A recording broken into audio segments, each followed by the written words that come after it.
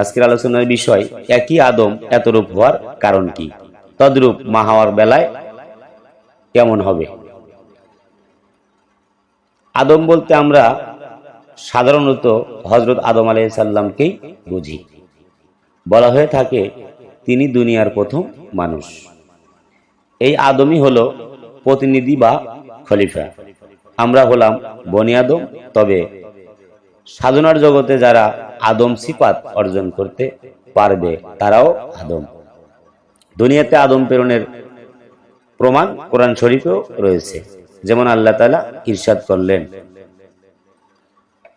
তোমার রব যখন ফেরেশতাদেরকে বললেন আমি পৃথিবীতে প্রতিনিধি বানাতে যাচ্ছি, তখন ফেরেশতাগণ বলল, তুমি কি পৃথিবীতে এমন কাউকে সৃষ্টি করবে যে দাঙ্গা হাঙ্গামার সৃষ্টি করবে এবং রক্তপাত ঘটাবে? অথচ আমরা তো প্রতিনিয়ত তোমার গুণকীর্তন করছি এবং তোমার পবিত্র সত্তাকে স্মরণ করছি। তিনি বললেন, নিঃসন্দেহে আমি জানি যা তোমরা জানো না। সূরা বাকারা আয়াত নাম্বার 30। উপরোক্ত আয়াতে দেখা যাচ্ছে যে পৃথিবীতে প্রতিনিধি পাঠানো হলো আল্লাহ তাআলার উদ্দেশ্য, মানুষ পাঠানোর উদ্দেশ্য নয়। কেননা সকল মানুষ প্রতিনিধি নয়।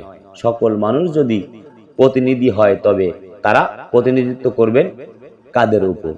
যেমন দুনিয়াতে সকলেই যদি নির্বাচনের প্রার্থী হয় তাহলে ভোট দিবে কারা?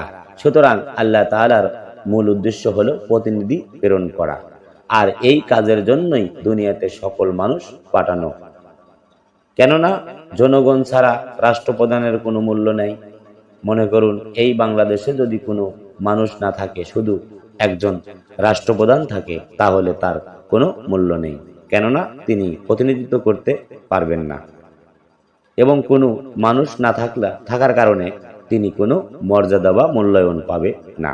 সুতরাং প্রতিনিধিত্ব করতে হলে মানুষ প্রয়োজন। উক্ত আয়াতে এটাও প্রমাণ হয়েছে যে প্রতিনিধির সাথে সাধারণ মানুষকে আল্লাহ